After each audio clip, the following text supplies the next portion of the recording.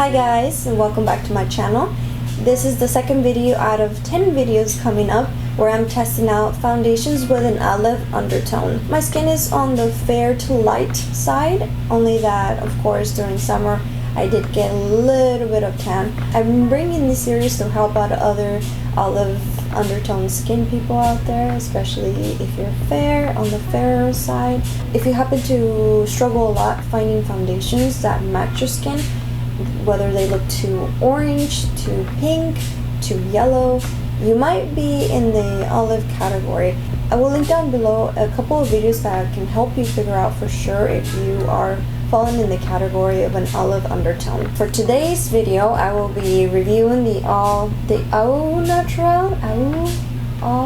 not sure if I'm saying it right, the Naturale, and this is in the shade Honey.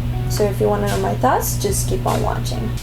So first I want to clarify that I will be using the same shirt for all of these videos simply because I want to keep the colors consistent and I don't want the color of my shirt change, the color of my skin. So in case you wonder about that, that's the reason why I'll be using the same shirt. I also chose this style so that you can see not just only my neck, but the color of my chest and my shoulders. Let me take a look at some of the details here. Naturale's Zero Gravity C2P foundation goes on like a nourishing cream but finishes like a weightless powder.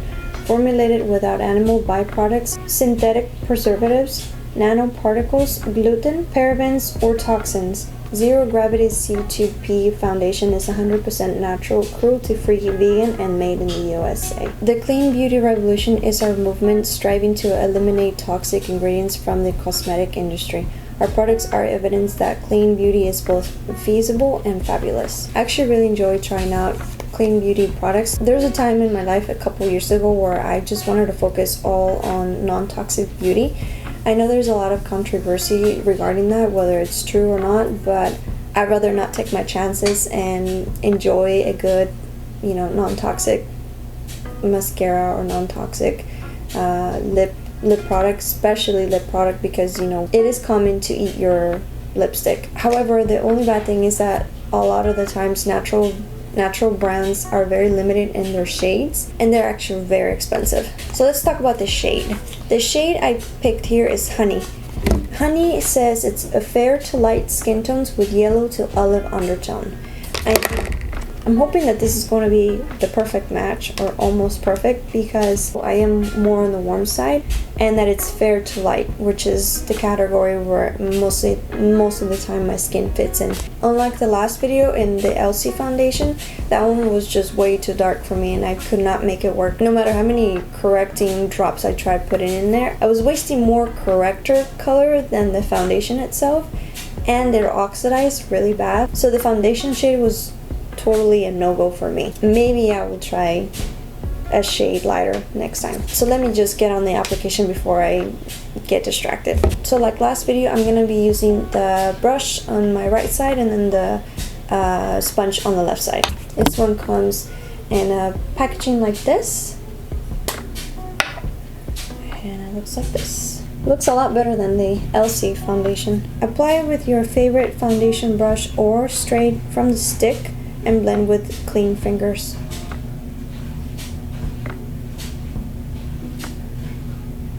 That's a really good shade match.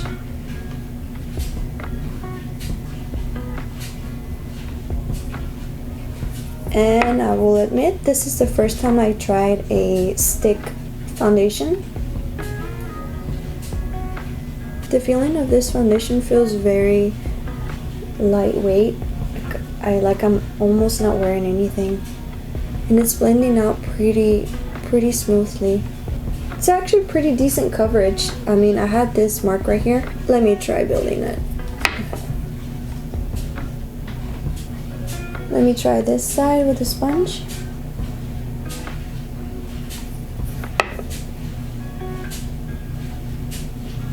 I could say this is like spot on with the shade, and it covered pretty good. I'm gonna put on the rest of my makeup and then come back with more thoughts on this. Okay, I'm back. Like I said before, I didn't want to make this so much as a review for the foundation formula. I'm sure there are plenty of reviews out there about this.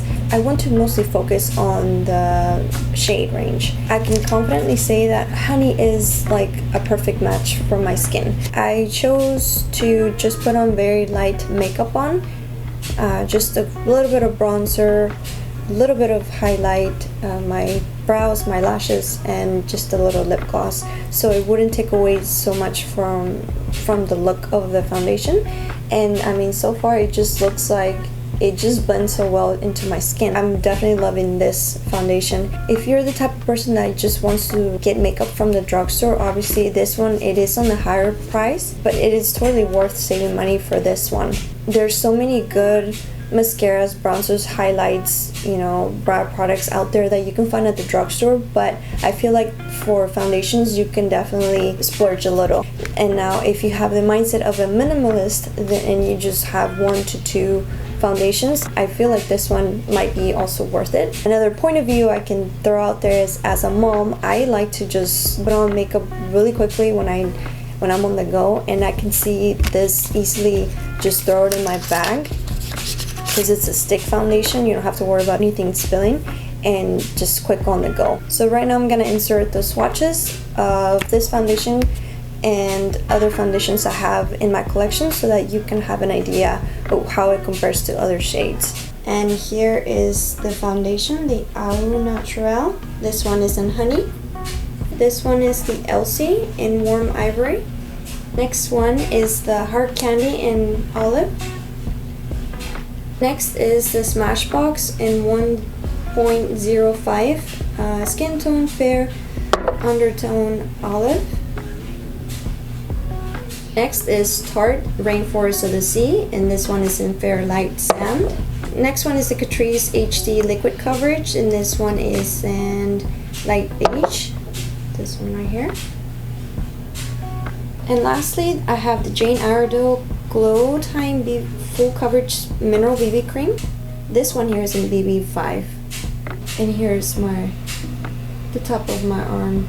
Some final thoughts I have about this foundation is that I did decide to put a little bit of translucent powder on top of it just because it was transferring, and I noticed when I did that you can tell a little bit of like clinging into the powder. I'm not sure if it's gonna pick it up, but like right here I didn't get to blend it that well around my nose, so it looks like it just looks a little bit unblended right here.